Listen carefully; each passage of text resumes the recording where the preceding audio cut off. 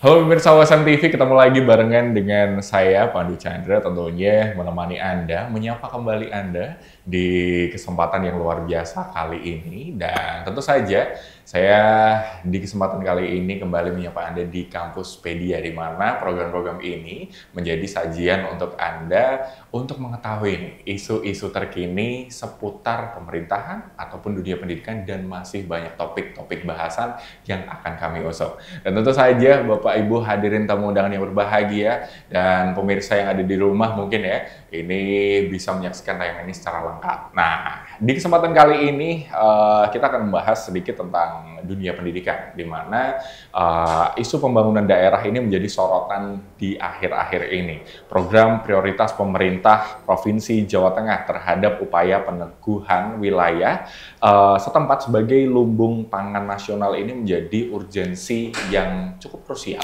dan seringkali digaung-gaungkan. Dan pemerintah Kabupaten Demak sendiri juga turut ambil bagian dalam memberikan dukungan penuh terhadap program tersebut. Dan sinergi yang dijalin antara pemerintah dan juga berbagai institusi, terutama institusi pendidikan, ini juga diperlukan dalam upaya untuk pembangunan daerah, salah satunya melalui program-program yang telah disinergikan bersama. Nah, untuk itu kita akan bahas obrolan kita siang hari ini akan mengulas tentang peran masyarakat dan juga perguruan tinggi dalam pembangunan daerah di Kabupaten Demak. Dan sudah bersama-sama dengan saya, ini ada Ketua DPRD periode 2019-2024 dan juga saat ini menduduki jabatan sebagai Wakil Ketua DPRD Kabupaten Demak, yakni Bapak Fahrudin Bisri. Selamat, ini selamat datang Bapak. Selamat siang. Iya, selamat siang juga ya. Dan di sampingnya ini ada andalan kita semua, ini ada Bapak Wakil Rektor 3 Universitas Semarang, Bapak Dr. Muhammad Junaidi SHIMH. Ya. Selamat siang Pak, selamat datang. Siang. Ini selamat datang Pak. Selamat. Oke. Kalau saya kan tiap hari. Oke, siap. Datang terus.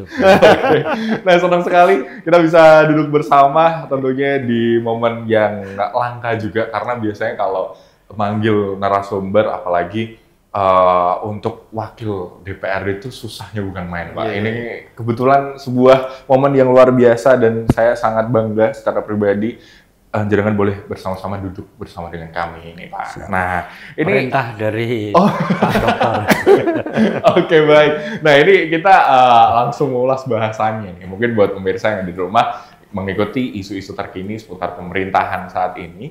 Tadi sudah saya sampaikan di awal, banyak sekali topik yang sedang jadi permasalahan dan juga masih jadi concern oleh pemerintah. Nah, kita akan langsung tanyakan nih, untuk di wilayah Demak sendiri sejauh apa dan seperti apa perkembangannya? Ini monggo Pak Fahrudin, kira-kira seperti apa sih yang masyarakat perlu tahu nih di Demak ini sejauh ini pembangunan daerahnya sudah sampai mana gitu? Ya, terima kasih Mas. Jadi ini adalah periode baru pemerintah Kabupaten Demak, bahwa kemarin Ibu Bupati dan Pak Wakil Bupati sudah dilantik, dan alhamdulillah untuk rancangan awal RPJMD sudah masuk di DPRD dan ini akan kita bahas. Dari situ, karena posisi kita di mana di Kabupaten Demak itu dengan RPJMD ini, posisi kita di mana dan arahnya mau dibawa kemana. Nah, ini kan tertuang di dalam RPJMD, sehingga ini menjadi hal yang krusial yang kita bisa konsen, karena ini adalah 5 tahun ke depan Demak akan dibawa kemana. Nah, yang pasti bahwa Demak bermartabat adil dan sejahtera ini harus kita laksanakan, karena ini sudah menjadi visi misi dari Bupati, sehingga kita di DPRD harus bisa bekerja sama bagaimana mewujudkan apa yang sudah dijanjikan oleh Ibu Bupati, yang nanti tertuang dalam peraturan daerah terkait dengan RPJMD. Dan sekarang ya alhamdulillah terkait Kabupaten Demak pembangunan masih berlangsung dengan baik, artinya terkait dengan ekonomi sudah lumayan, dan kemarin kita juga baru memberikan rekomendasi terkait dengan LKPJ Bupati. Ada beberapa hal yang kurang terkait dengan bagaimana sumber daya manusia, kurangnya hanya sedikit. Semoga ke depan ini bisa menjadi perhatian, karena dari situ bisa kita lihat kesejahteraan masyarakat Demak, IPM-nya di mana. Sehingga ketika IPM-nya tinggi ya insya Allah Demak akan lebih sejahtera. Dan kita berharap pemerintah daerah bisa melihat terkait dengan rekomendasi itu dan menjadi perbaikan-perbaikan ke depan.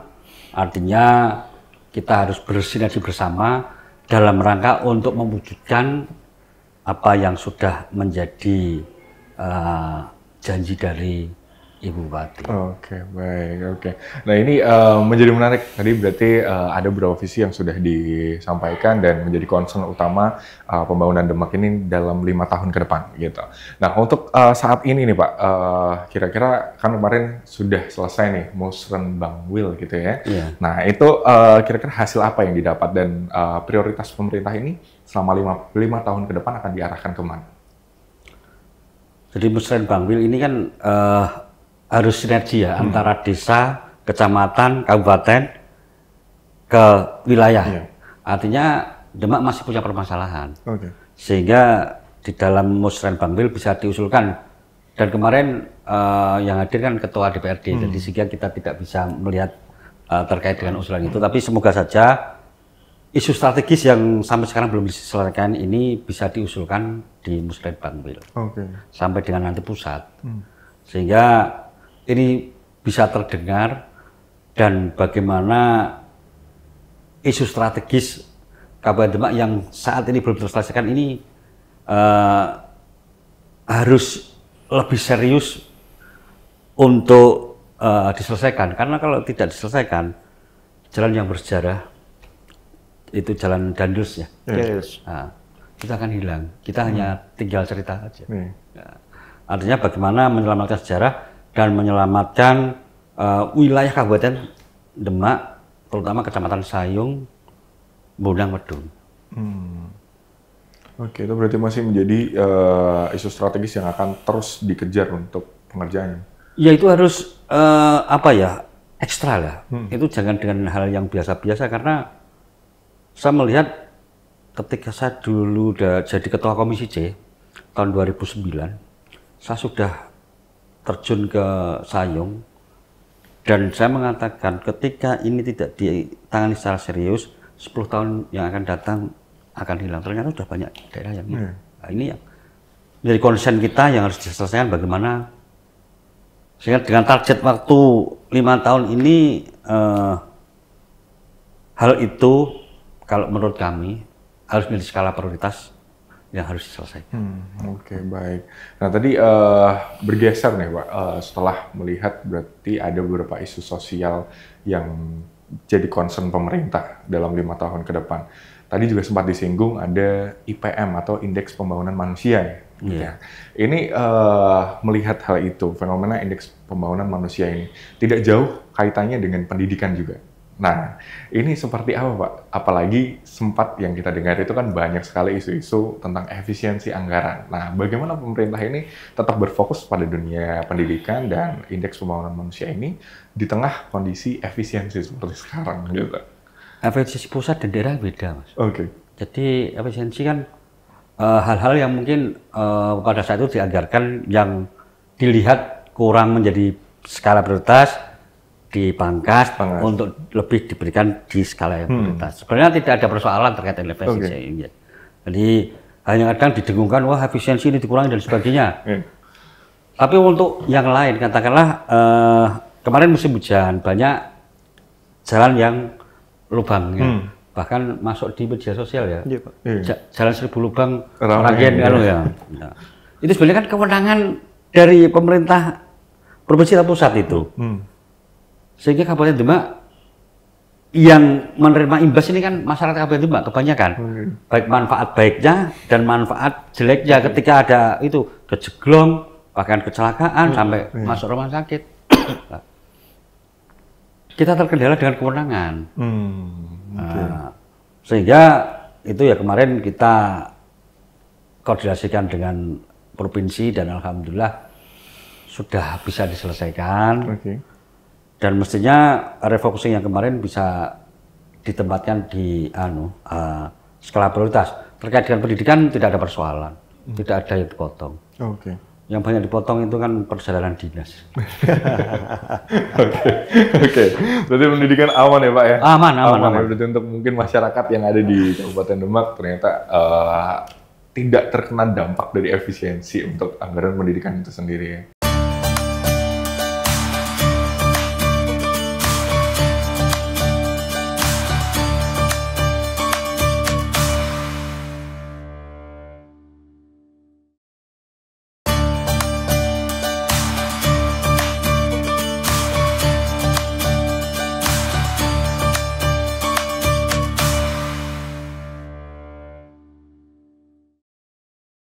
Oke, nah ini menyoal dunia pendidikan juga nih Pak. Melihat beberapa tempo lalu kayaknya USM ini juga hadir nih di masyarakat Kabupaten Demak. Tapi bergeser ke Pak Jun nih. Nah, kira-kira gimana nih Pak menunjukkan untuk peran dari institusi pendidikan ini untuk terus hadir di masyarakat? Enggak, selamat dulu. Oh, boleh. Oke, gitu ya. Terima kasih Pak. Yang pertama saya ingin mengucapkan sebagai warga Kabupaten Demak, mengucapkan banyak-banyak terima kasih terhadap Universitas Semarang. Karena kontribusi dari Universitas Semarang ini sungguh sangat besar di Kabupaten Demak, terutama di daerah Kecamatan Sayung. Dan semoga saja kontribusi yang sudah besar ini bisa dimanfaatkan masyarakat Demak dengan baik dan bisa berkah untuk masyarakat. Ini yang terpenting, dan semoga Universitas Semarang ini tidak bosan untuk membangun Demak.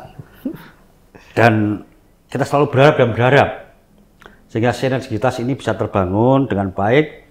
Artinya terkait hal apapun, kalau ada yang mendampingi yang lebih kompeten, pastinya akan menjadi daerah akan menjadi lebih baik.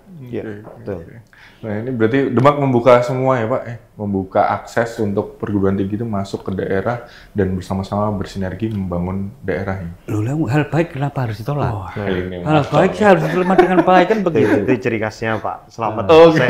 Saya kenal beliau lebih dari 5 tahun lebih ya Pak. Jadi kan saya banyak belajar dari Mas Judo. Waduh, malah enggak. Sebagai mentor saya ini. Kalau tidak apa-apa saya WA beliau. Oke nih. Jadi kembali ke tadi Pak. Jadi kalau dalam pandangan saya memang Demak itu merupakan satu bentuk pemerintahan yang agak unik seperti itu. Kita tahu sendiri bahwa dulu ada sejarahnya kerajaan Demak yang kemudian punya pengaruh besar di wilayah seluruh Jawa, Nusantara seperti itu, bahkan dunia konteksnya. Hari ini itu kemudian dibuktikan, dan pemerintahan itu kemudian hari ini itu kemudian mempengaruhi betul terhadap proses penyelenggaraan pemerintahan sesuai dengan Undang-Undang Nomor 23 Tahun 2014 tentang pemerintahan daerah diantaranya. Kalau kita asumsikan ya, mungkin hari ini Pak Slamet barangkali tanya, beliau itu kan orang Demak juga Pak. Iya, iya betul Pak. Kalau ditanyai orang Semarang mesti, orang Demak ditanyai orang Semarang. Jadi sebenarnya pondasi awal Semarang itu dikatakan maju di Jawa Tengah, itu ya circle-nya adalah Kabupaten Demak, Kabupaten Kendal, utamanya Kabupaten Demak seperti itu Pak. Jadi kalau kemudian yang dari Meranggen barangkali warga Pak Slamet itu larinya untuk membangun kota Semarang, yang sebenarnya sinopsis itu membuktikan bahwa pemerintahan daerah itu benar-benar menempatkan dirinya untuk membangun masyarakat, dan kualitas SDM-nya malah digunakan untuk mendukung kota lain.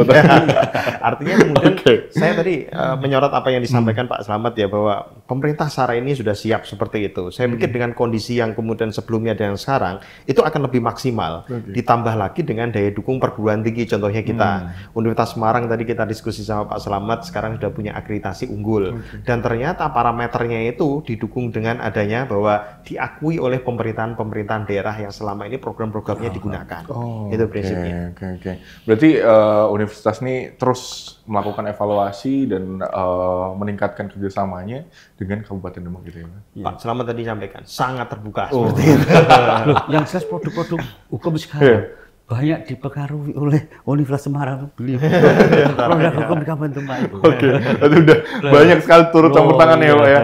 Oke, nah ini melihat hal ini jadi penasaran nih Pak, ditarik jauh ke belakang. Sebenarnya apa sih Pak yang jadi, kan sebagai perwakilan dari Universitas Semarang nih, apa yang jadi daya tarik nih pemerintah Kabupaten Demak sampai akhirnya Universitas Semarang ini berduyun-duyun membawa inovasinya ke Kabupaten Demak? Ya, yang pertama memang basis daripada pemerintahan itu adalah regulasi terlebih dahulu yang dibangun. Dan ini ketika kemudian saya kenal Pak Slamet ini memang regulasi itu memang minta dikuatkan. Ketaatan terhadap asas, ketaatan pada proses hukum seperti itu. Karena dalam konsep kita bicara soal negara hukum, itu jangan tergantung pada sinten, tapi tergantung pada sistem. Nah, itu kata Pak Rektor kita, Pak Supari. Meskipun beliau, iya Pak Supari. Beliau di mana nih? Ada di mana-mana kan beliau. Jadi kalau kemudian kita taat pada sintennya, sinten itu pasti berganti. Tapi kalau sistem itu kemudian ada. Ya, konsep pemerintahan Kabupaten Demak itu saya lihatnya regulasinya demikian. Maka kalau kemudian kita lihat perkembangan investasi, kemudian daya tarik investasi, meskipun kondisinya ya saat ini kita katakan bahwa ada rob yang kemudian membayang-bayangi seperti itu ya. Ini mungkin Pak Slamet nanti yang kemudian lebih jelas untuk bisa menyampaikan. Tapi tetap kemudian basis daripada regulasi itu kemudian jadi pedoman. Kemudian yang kedua, penguatan SDM, sumber daya manusia. Kita kemudian tadi saya sampaikan Mas Pandu. Contohnya Mas Pandu aja. Mas Pandu itu kemudian rumahnya di Pucang Gading. Ya, tapi kemudian ketika rumah tempat tinggal Pucang Gading, kerjanya di Semarang. Jadi yang membangun Semarang itu adalah orang Kabupaten Demak. Iya, penyangga betul itu. Artinya kalau kemudian ini ya, saya katakan ya, 5 tahun, 10 tahun lagi, kalau kemudian Demak nanti bisa jadi lebih besar daripada Kota Semarang. Saya mungkin saja seperti itu. Kita lihat anatomi daripada proses dinamikanya ada. Artinya yang tadi basis regulasi kemudian sudah dikuatkan. Yang kedua SDM, sumber daya manusia. Sejelek apapun kita katakan ya kondisi alam seperti itu, saya pikir Belanda itu lebih jelek daripada kita. Nah, makanya Belanda itu kemudian pindah ke kita untuk melakukan penjajahan. Tapi dengan adanya SDM yang berkualitas, mereka hari ini lebih bagus barangkali kemudian tata kelola air dan sebagainya. Saya membayangkan itu kemudian ada di Kabupaten Demak dan itu tadi beliau nyampaikan banyak seperti itu, Mas. Itu diantaranya. Baik. Berarti banyak sekali dengan akses yang terbuka juga dari pihak pemerintah juga mendorong investasi ini untuk masuk. Salah satunya kolaborasi juga sinergi bersama dengan perguruan tinggi gitu ya Pak ya.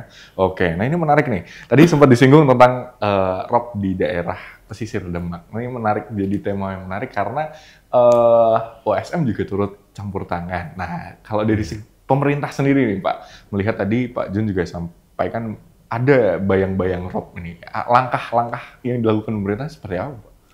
Langkah-langkah sudah dilakukan, cuman belum belum maksimal kalau menurut saya. Artinya dalam hal ini kalau bisa diberikan aturan bahwa untuk peranop harus sekian miliar. Ini pastinya akan bisa terselesaikan. Kalau kita takut dengan bayang-bayang bangun rob, entah isak munake dan sebagainya, dan itu kadang-kadang uang menjadi musnah di situ. Tapi karena ketika kita daerah sudah memberikan kontribusi, pastinya kita bisa menuntut pada provinsi dan pusat. Ini loh daerah sudah, tolong pusat, provinsi bisa bantu kami. Karena bahwa Kabupaten Demak ini masih bagian dari Indonesia dan Jawa Tengah. Sehingga perlu sangat untuk kehadiran dari provinsi dan pusat. Karena sudah lama sekali dan ini mesti harus diselesaikan. Mungkin 5 atau 10 tahun sehingga ada target waktu untuk menyelesaikan ini. Kalau tidak, ya pastinya nanti akan meloncat dari jalan raya sampai selatan jalan. Nah ini kan repot semuanya. Imbasnya itu sangat repot. Nah, imbas rob ini juga dari dari Kota Semarang akibat pembangunan pelabuhan dan sebagainya. Mesti kita juga berkoordinasi dengan Semarang. Kalau bisa ya minta kontribusi Semarang. Ini Demak rusak. Nah, Semarang harusnya bisa bertanggung jawab terkait dengan itu ketika kita mampu berkomunikasi dengan baik. Artinya tidak bisa dipungkiri dalam pelabuhan itu akan merusak dari sekitar 60 km. Ternyata Demak saya merusakkan seperti itu ada pembangunan. Ini perlu diteliti sehingga kerjasama dengan Universitas Semarang ini akan menjadi lebih efektif lagi.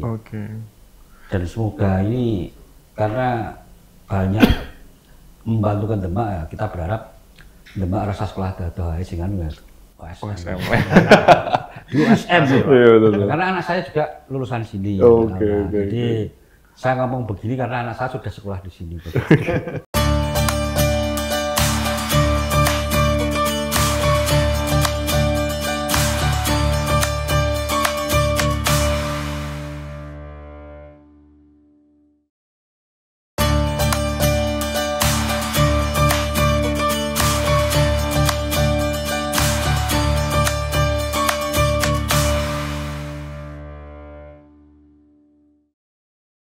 Nah, ini menjadi menarik nih pembahasan tentang daerah pesisir Demak ini karena USM melihat daya tarik lain dari sisi wisatanya.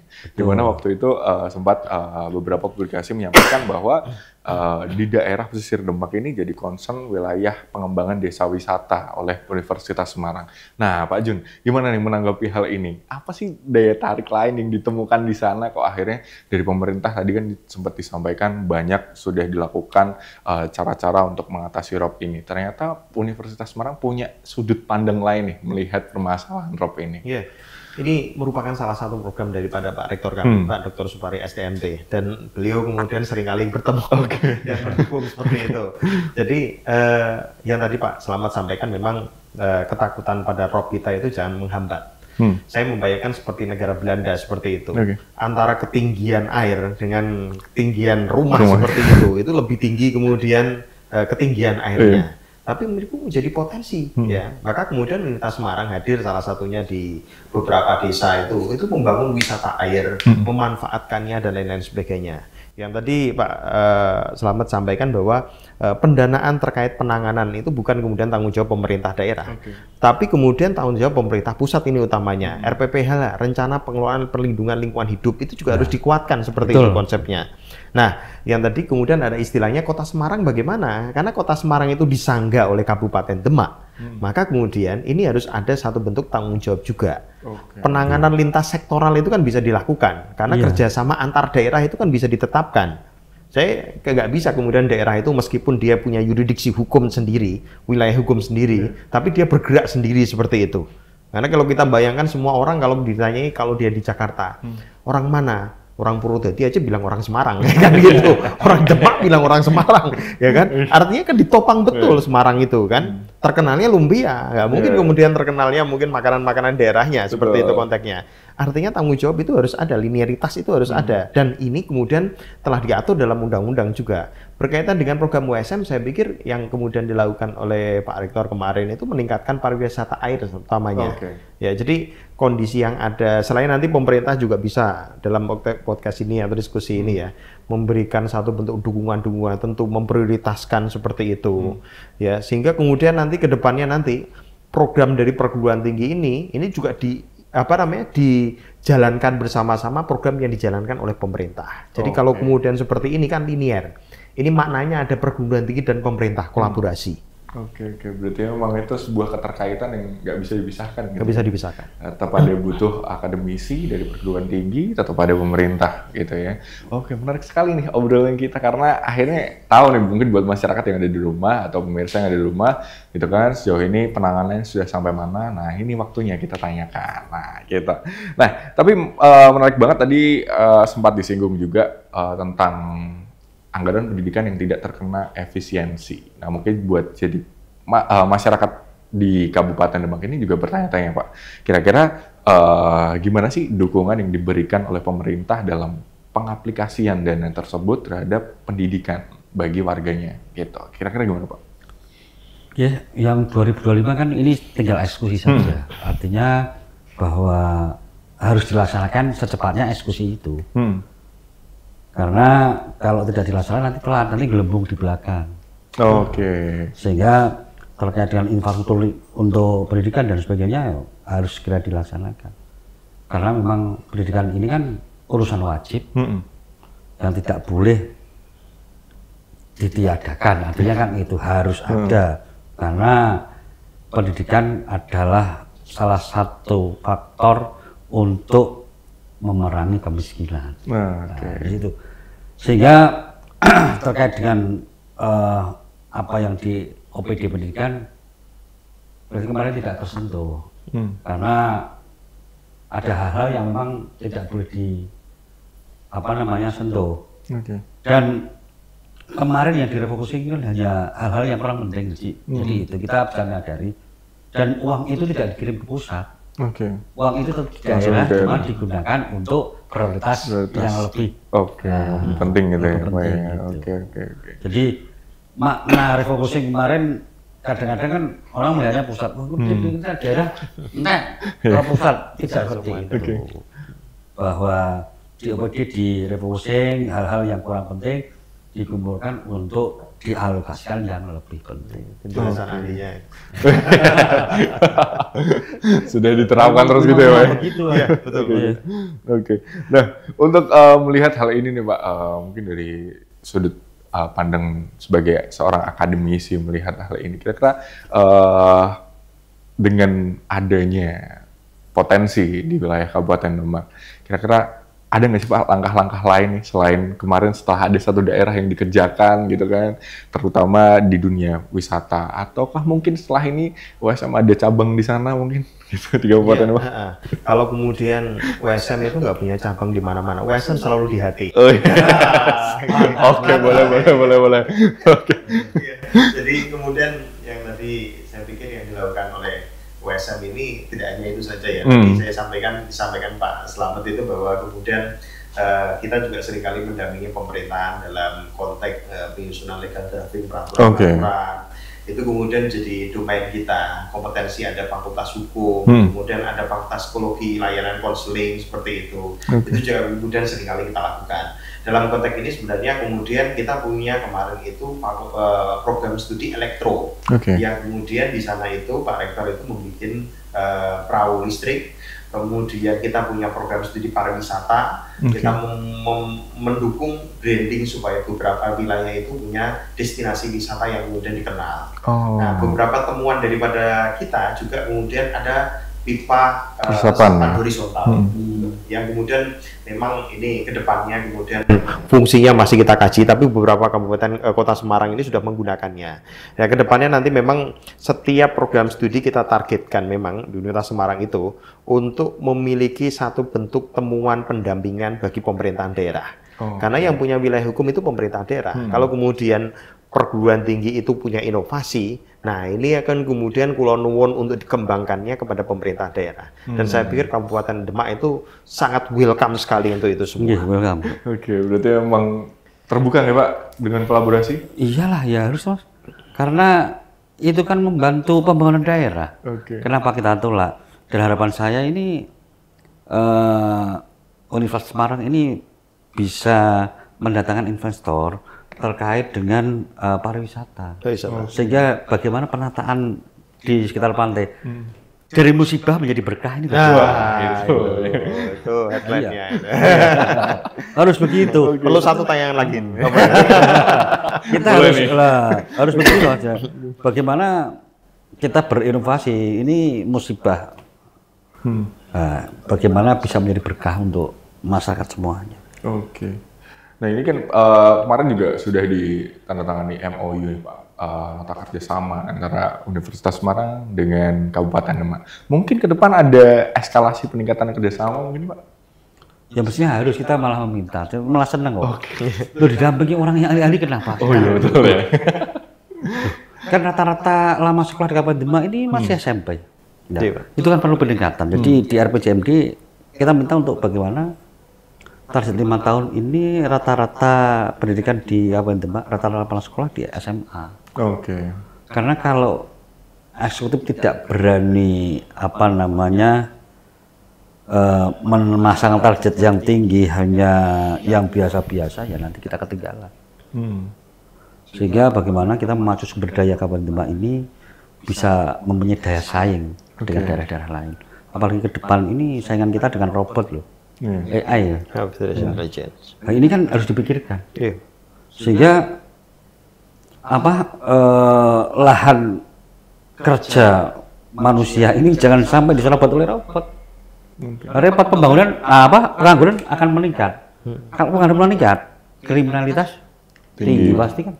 Nah, sehingga bagaimana ini kita memagari seperti itu, karena kita tidak bisa menolak karena itu sesuai dengan eranya, era yang sekarang sudah ada yang nikah dengan itu.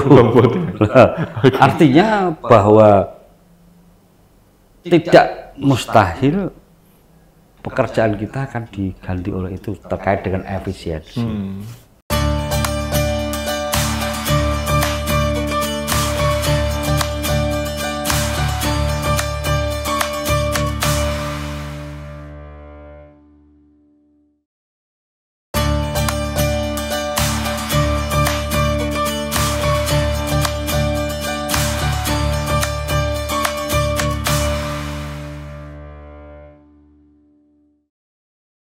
Ini kan kacau semua kalau tidak dipikirkan dari sekarang.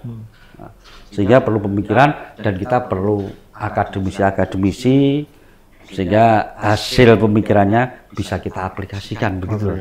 Oke, wah menarik banget nih. Nah ini giliran Pak Jen nih. Saya penasaran Pak. Ini kan USM ini kan banyak program studinya, banyak fakultasnya juga.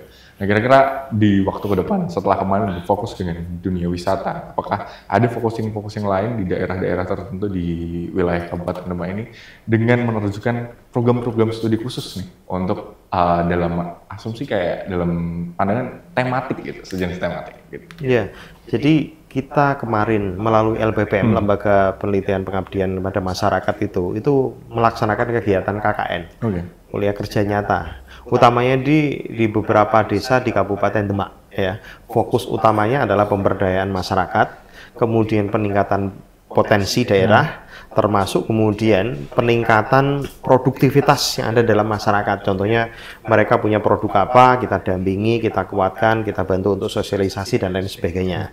Nah, KKN ini kemudian berjalan tiap tahun.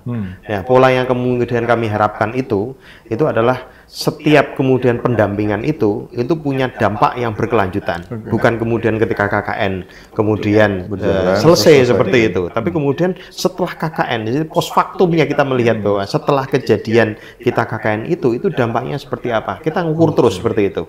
Jadi semua prodi kita arahkan semua. Makanya kemudian kalau hari ini apakah kemudian prioritasnya bagaimana? Kita prioritas di wilayah-wilayah kita dulu. Kalau Kota Semarang itu diantaranya menyangga USM itu menyangga Kota Semarang, Kabupaten Demak, Kabupaten Kendal dan lain sebagainya. Nah, kontribusi nyata khusus Kabupaten Demak ini memang dari sektor sumber daya manusia tadi utamanya, ya peningkatan penyelenggaraan pemerintahan, dan sisi lain juga kita akan memperkuat daripada sisi bagaimana kemudian milestone ya RPJM yang kemudian tadi disampaikan Pak Wakil Ketua itu, rencana pembangunan jangka menengah yang 5 tahunan itu targetnya akan kita bantu dalam konteks kewenangan dan kompetensi USM yang ada selama ini. Karena USM selama ini kan sudah unggul seperti itu akreditasinya universitasnya. Ketika akreditasinya unggul seperti itu, maka otomatis bukan hanya kita kemudian dianggap unggul, tapi setelah unggul itu mau apa? Itu jadi parameternya. Kalau hanya unggul-unggul saja, makanya kita genjot setelah kemarin dapat akreditasi unggul, termasuk ini menjadi salah satu headline-nya perguruan tinggi di Jawa Tengah seperti itu. Kita kemudian genjot maksimalkan ya prodi-prodi yang ada itu bisa kemudian menampilkan apa. Tampilannya luar biasa beberapa kali. Bahkan kemudian kemarin asesor yang kemudian menilai unggul itu melihat tuh USM kok bisa seperti ini ya kan gitu, membayangkan kampus swasta seperti itu. Kok bisa seperti ini ya? Artinya kalau masyarakat menjadi pilihan di USM kuliahnya seperti itu ya kita salah itu. Tidak masalah. Salah. Betul sekali. Oke, berarti memang ini ya, pilihan terdekat untuk warga-warga di Kabupaten Demak, wah udah USM aja, udah unggul, terbukti akreditasinya gitu kan, sumber daya manusia juga oke banget, top banget nih. Wah ini obrolannya asik sekali. Sebenarnya harusnya ada kopi gitu kan, banyak ya Pak ya. Nanti makin lama. Oke, nah ini menjadi menarik. Tadi obrolan udah banyak banget disampaikan bahwa Universitas Semarang ini juga terus berkolaborasi, menjalin kolaborasi dengan pemerintah Kabupaten Demak, tentunya melihat sudut pandang lain nih dari problem kebencanaan atau mungkin bayang-bayang rock, tentunya melihat menjadi atau mengemasnya menjadi sebuah nilai yang bervalue gitu. Nah, ini kan sampai udah di penghujung acara, Pak. Penghujung acara kita di hari ini. Kira-kira ada nggak sih, Pak, closing statement yang ingin Anda sampaikan untuk pemirsa, mungkin di masyarakat Kabupaten Demak? Ya, terima kasih. Selamat siang para pemirsa semuanya. Sekali lagi, saya sebagai wakil rakyat yang sekarang duduk di DPRD mengucapkan banyak-banyak terima kasih pada OSM atas kontribusinya. Semoga kontribusi dari OSM ini bisa dirasakan betul oleh masyarakat, dan actionnya ini tidak hanya sekarang saja, tapi kita berharap seterusnya, karena kita sangat perlu akan misi sehingga kajian potensi daerah ini bisa kita lihatkan, sehingga daerah ini potensinya ini, daerah ini potensinya ini kan perlu kajian. Nah, sehingga Kabupaten Demak ketika kajian potensi ini dimaksimalkan, ya insya Allah masyarakat Kabupaten Demak bisa lebih sejahtera. Dan ini karena kerjasama dengan OSM ini, ya kita berharap untuk masyarakat Kabupaten Demak bisa menilai bagaimana mutu dari OSM. Kalau saya sih mutunya top banget lah. Moga masyarakat Kabupaten Demak bisa yang mau kuliah bisa masuk di OSM. Matur nuwun. Iya. Oke, nah kalau dari Pak Jun sendiri Pak, mungkin ada yang ingin disampaikan terkait dengan pembangunan daerah ini dan peran perguruan tinggi. Iya, jadi yang pertama tentunya bahwa kita pahami penyelenggaraan otonomi daerah itu menjadi salah satu domain penting saat ini untuk membangun negara. Pemerintahan itu tidak terpusat semua pasca Orde Baru kemudian selesai, maka pemerintahan daerah itu punya posisi sentral. Tapi terlepas kemudian punya posisi sentral sekalipun, dukungan daripada pendukung-pendukungnya, yaitu elemen-elemen yang mengisi, contohnya bupati atau kepala daerah, kemudian DPRD, contohnya diantaranya Pak Bisi Slamet ini ya, tentunya kemudian punya peranan penting. Maka kalau kemudian beliau tadi bergejolak untuk kemudian bagaimana masyarakat sejahtera, ini yang kemudian kita tunggu-tunggu. Dan perguruan tinggi juga kemudian nggak hanya boleh diam seperti itu. Kayak USM selama ini bikin program kerja ya, sebenarnya mendukung pemerintahan daerah, karena yang punya visi misi itu adalah pemerintahan daerah. Target capaian itu pemerintahan daerah. Kita akan supporting system. Tapi kalau kemudian perguruan tinggi kayak USM nggak mau supporting system, itu kemudian ya salah. Maka kemudian USM saat ini membuktikan terus bagaimana kemudian apa yang dikehendaki oleh pemerintahan daerah, milestone capaian apa yang kemudian mau dikehendaki, kita support terus. Regulasi kebijakan, sebagai penetapan kebijakan tersebut, kemudian konsep apa saja yang perlu dikembangkan, yang tadi menjadi PR kita ke depan, yang disampaikan Pak Bisi Slamet tadi. Investor pariwisata, ini ya kemudian jadi targetnya. Ini baru hasil diskusi tadi. Nah, ternyata itu diantara yang dibutuhkan. Nanti ke depannya nanti kita punya prodi pariwisata Pak Slamet. Mungkin ke depannya nanti kita maksimalkan supaya pariwisata prodi kita itu di bawah Fakultas TIK, Teknologi Informasi Komunikasi. Nah, kenapa kemudian? Karena kita mendorong soal pariwisata digital. Nah, saya berharap juga kemudian banyak masyarakat Kabupaten Demak yang kemudian mau kuliah, silakan kuliah di USM, silakan di pariwisata, di hukum. Contohnya kalau pariwisata itu mengembangkan pariwisata digital, nanti kalau sudah lulus nanti kembangkan konsep pariwisata digital itu. Pariwisata digital itu bukan kemudian kita nggak perlu datang langsung ke tempat pariwisatanya, tapi dengan kemudian share lokasinya seperti apa, penataan tata kelolanya seperti apa. Ini menjadi salah satu background penting, dan tentunya kami menunggu PR-PR dari pemerintah daerah, salah satunya Pak Slamet. Kita kerjakan. Oke, berarti siap bersinergi bersama terus ke depannya ya Pak ya? Harus ya. Jangan sampai putus Mas. Oke, berharap melalui sinergi yang terjalin antara pemerintah dan juga institusi pendidikan tinggi ini juga menghasilkan kolaborasi hasil-hasil nyata yang berdampak bagi masyarakat dan juga lingkungan sekitarnya. Dan tentunya hal ini juga berdampak langsung untuk pembangunan daerah. Dan itu tadi obrolan kita sejauh ini pemirsa, dan semoga bagi Anda ini juga dapat memberikan insight-insight baru, dan jangan lupa untuk tetap terus bersama dengan kita menyaksikan program-program tayangan lainnya. Sekali lagi saya ucapkan terima kasih buat Pak Bisri dan juga Pak Jun untuk kesediaannya untuk hadir di kesempatan yang luar biasa ini, dan mungkin itu saja dari kami. Saya Pandu Chan pamit undur diri. Selamat siang dan sampai jumpa.